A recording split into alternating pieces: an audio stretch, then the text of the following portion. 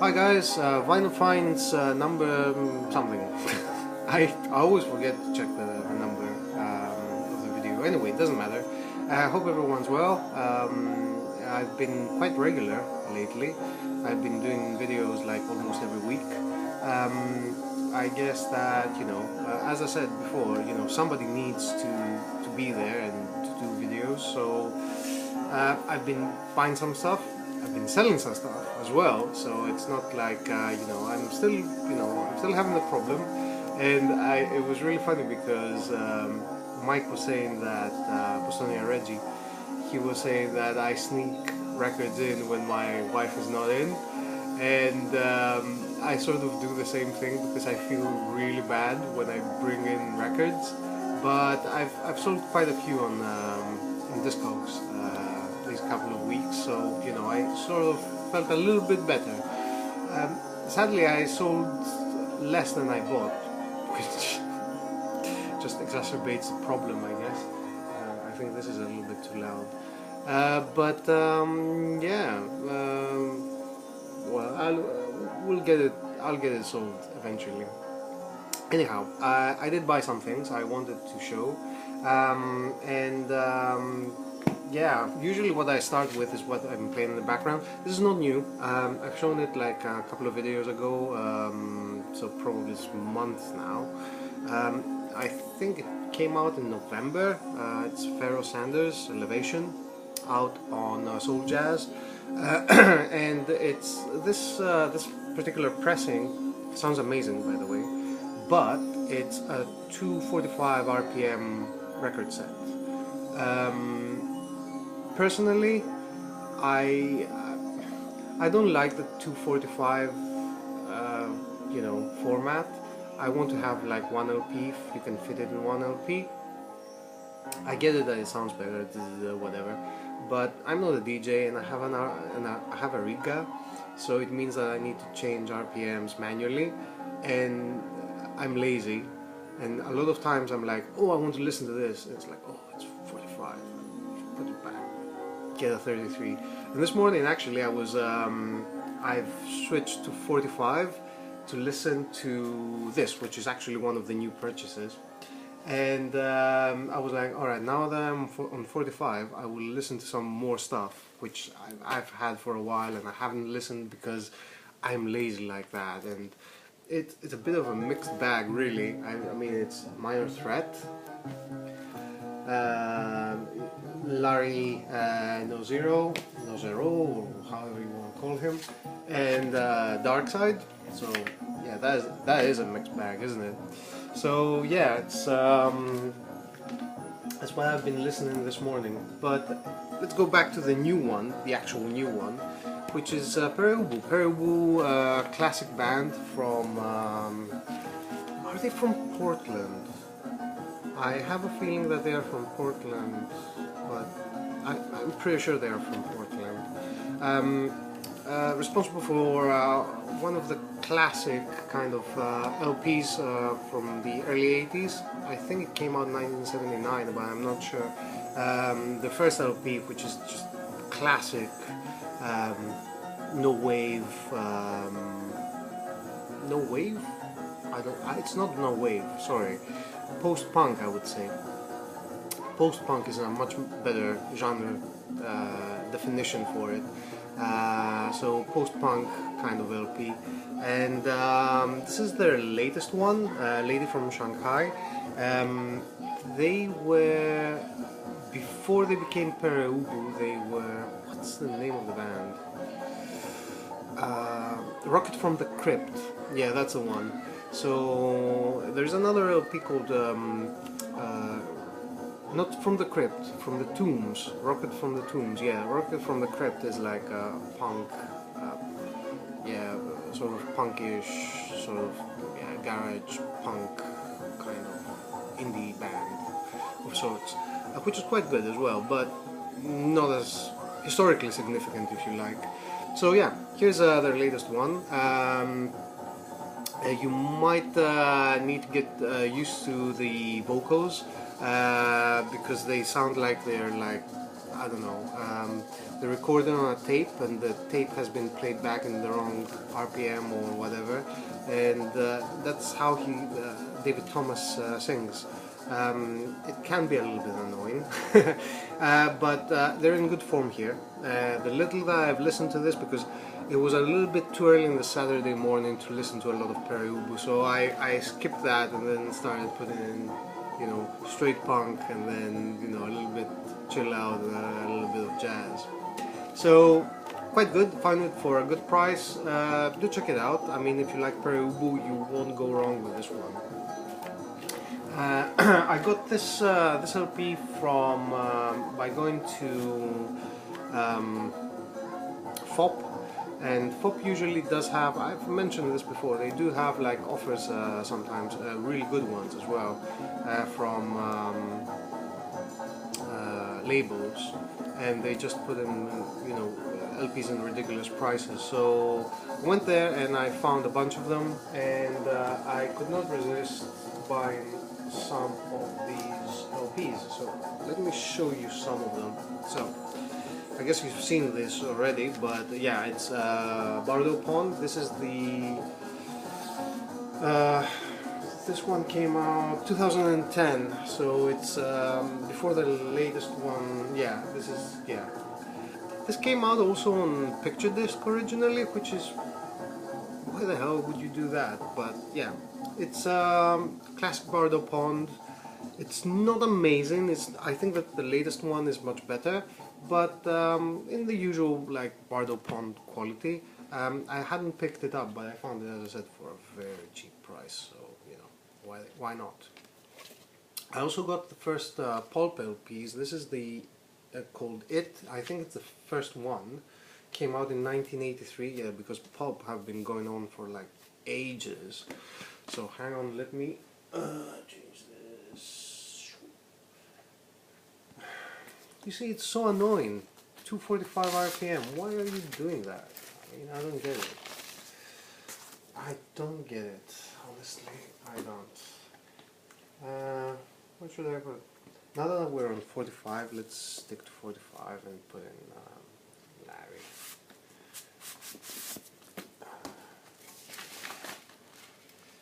Good Strata reissue. Side B, side A. Yeah. Done. So, Pulp, yeah, they've been going on for since the 80s, and this sounds very 80ish. The classic 90s pulp sound, classic 90s pulp sound is almost, you can hear fragments of it, but here I think that it sounds a little bit more, it's more a product of its time. And I also got the other one, but it was warped, and I took it back yesterday after a week, and they didn't have another copy to give me, so I've kept it in my bag so I can take it back. It's quite good for the price. I mean, you know, you can't go wrong. The price that I paid. So I cannot really recommend or not recommend it. I enjoyed it. But yeah, it's alright. I guess I need to listen a little bit more, which is almost damning it and saying, "Oh, it's crap. Don't even bother." But no, if you like 80s sound and that kind of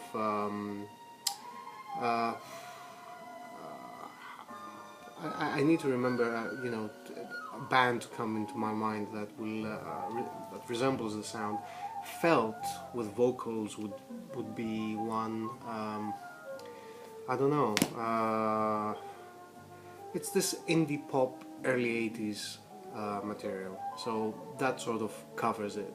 So it's not punkish, doesn't sound like post punk or anything like that, but it does sound like early 80s UK pop, indie pop, I would say. So that sort of genre. The ones that I was surprised with, though, and I bought and I was very happy with, because they were a surprise, were Guided by Voices. So I got their two latest ones. Let's Go Eat the Factory and English English league. I sort of prefer this one, to be honest. Guided by Voices have been going on for like ages and ages, and I think that there were a lot of their 90s material that was reissued recently. Roger, I think, showed some of them, and yeah, Guided by Voices is an indie band. As I said, they've been going on excuse me, for a long time, and the way that they do things is that they have a lot of ideas and they don't waste any of them. So they make really short songs, like 2 minutes, 3 minutes maximum, which is one of my frustrations with them, because I have one of their albums from the 1996, I don't remember, or something like that, back home that is, and I remember listening to it, and my main problem was that they have a lot of ideas but they don't, you know, expand on them, so they keep it short and then they jump on to the next one. This is very enjoyable though. I really like this, and also it's like they do a lot of genre kind of jumping thing where they sound like a lot of different things. They don't stick into one defined sound. I was listening to War on Drugs, the latest one, and it just sounds the same song after song after song, which sounds nice, because, you know, I like the guy. Oh, what's his name? Keep forgetting. I like the guy. I like his style, but you know, it's like, bloody hell, man. I've listened to it like 2 songs back, and it's like the previous one is like the next one. It sounds very same-ish. So I don't know. I mean, it might be just me. This is the complete opposite. It sounds like a completely, well, not completely different band, but it sounds like a different thing every time. So, you know, keeps the excitement up, I guess. So yeah, new stuff that I paid a regular price for. This is a very good, highly recommended reissue. Peter Walker. It's called Songs for Second Poem to Carmela, or Gypsies Are Important. What a title. This guy, he's a guitar player. He sort of did like a couple of LPs and then he dropped off completely. And Light in the Attic reissued this one, and also they reissued a couple of other LPs, one of them being this one, and I can't remember the other one. They all came out at the same time. I've checked out all 3 of them.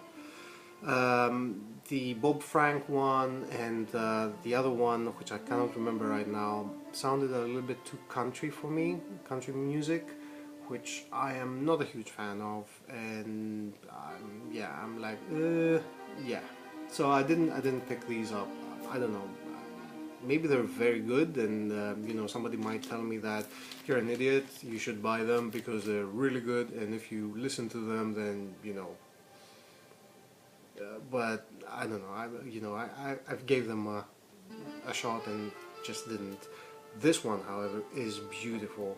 Highly recommended. It's psychedelic, kind of raga-like, and they use Eastern instruments. He uses Eastern instruments, and it's just beautiful.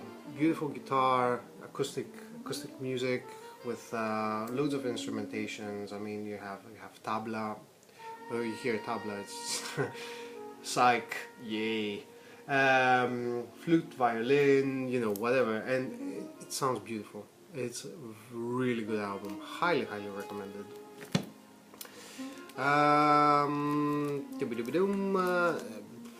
Where should I go now? Oh yeah, let's stick to the 60s. I haven't opened this one yet. This is the first actually the first vinyl reissue. Yeah, vinyl reissue of Morton Subotnick.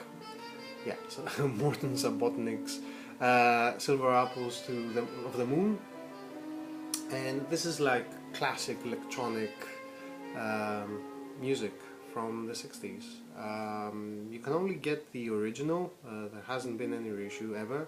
This is the first time that it has been reissued. I haven't opened this one up because I know the music basically, but I really need to, because yeah, it's 500, limited to 500, and you know, as I said in my other video for John Kay's contest, you better open these up and make sure that they actually are alright, because you know, there are defaults, you know, there are defaults, what am I saying, there are faulty records out there, so you know, you better be sure that you can actually exchange them with a proper copy. Speaking of John, he has shown this. Another person that has shown this is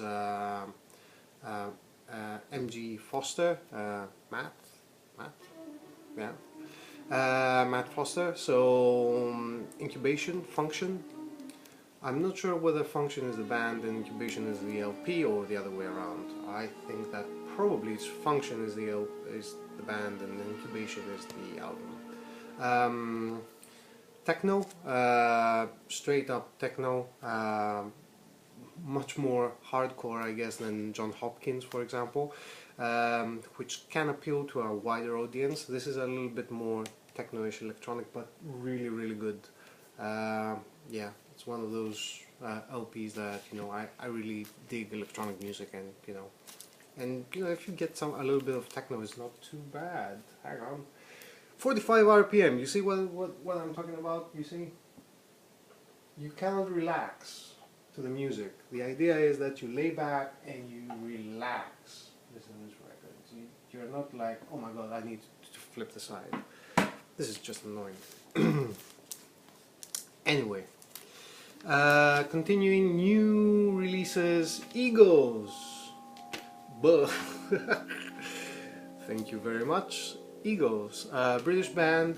This is a new release, came out, yeah, 2014, easily available. I read about these guys in The Guardian, and rave reviews all around. Sort of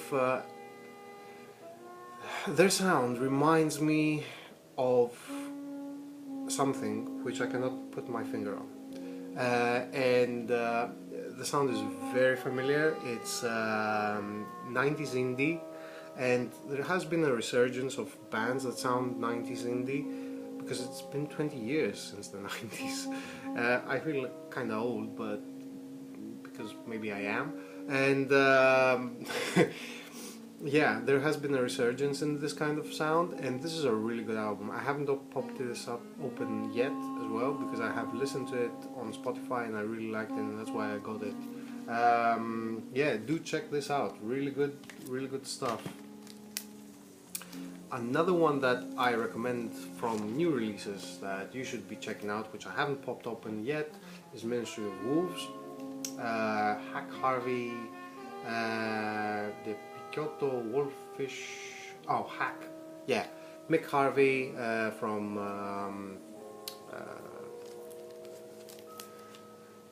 Nick Cave and Bad Seeds, probably know him. I'm not sure about the other guys. I do know Mick Harvey, but Alexander Hack, I'm not sure. Anyway, this is the soundtrack to yeah, this is music from Republic der Wolf, and it was a stage play, and these are the songs from that stage play, and it's basically children's stories, which are very grim children's stories. Rumpelstiltskin and Frog Prince, Cinderella, and Rapunzel, and all these kinds of 17th century very grim sort of stories for children, which are not very appropriate in my opinion, but never mind. And yeah, they have been put into song, and the result is very good. Do check this out. Really good stuff. Really good stuff. and now some older stuff which I bought together, and I think that we're on 19 minutes and I've been rambling enough. So, long time want, one of the expensive kind of records which I bought from my PayPal balance because I've sold stuff. So this is Sylvester Anfang, Satanische Vrede. This is before Sylvester Anfang became Sylvester Anfang 2. This is out on Crack, which is, if I remember correctly, a Belgian label. And this is a limited edition, as you would expect. And yeah, this is a minty fresh copy, which I paid a bit of money for it. Musically, if you're familiar with Sylvester Anfang 2, then you know that they're like a collective of improvised, you know, kind of pagan, satanic, or whatever, you know, music, and this is the same thing. So this is more improvised. there's less structure to the songs. It feels more improvised. It feels like, you know, there's like a proper kind of you know, pagan thing going on, and yeah, it's just brilliant. I love this. Another one that I've been eyeing for a while, and it's a band that came out in the early 2000s, I think. Yeah, something like that. I don't see any dates. It's Magic Markers. This is Above Quarry. Yeah. Noise band, out on Drag City. Their LP Bosses sounds very Stooges like. This is alright. This is in the same kind of vein, but I prefer Boss. I think it's Boss. That's how it's, yeah, Boss. Their previous LP, and it was much rawer than this. Here it's a little bit of a mixed bag. They start off with really wild, but they sort of ease out. Sort of their sound is much calmer, I think. Not a bad LP. Do check this out. And finally, an improvisational LP. It's called Way of the Cross. This came out in 2006, 7, something like that. Yeah, I think. Probably. So Way of the Cross. This is members of No Neck Blues Band, Skaters, which is like very famous drone kind of improvisational band, No Neck Blues Band as well. They had a few LPs early 2000, which was like, oh, the shit at the time. And yeah, this is like improvised, 2 long side tracks, improvised, very heavy psych, really good. Chris Elvier, you know, you should check this out. And yeah, so that's what I have for the moment. I don't think I've forgot anything. No, I think that this is pretty much it. Not pretty much, that's it. I'm expecting some other LPs as well, shortly. Yeah, I don't know when, because I've pre-ordered some, so in the bundle they have some pre-orders that haven't come yet, whatever. So we'll see when these come, and I'm hoping that I will make another video next week as well, maybe even midweek, and just show you what I've been playing, because I've been playing, yeah, I've been picking up older stuff as well, because now I have accumulated enough to say that, you know, I can go back and, you know, listen to things that I haven't listened for a while, so that is quite good. Anyway, as I said, I hope everyone's good, everything's going alright with you guys. Leave your comments, like the video, dislike the video, Subscribe to my channel if you found this interesting. Unsubscribe if you decided that you know, I'm rambling and what I'm showing is crap. And yeah, I will be seeing you around.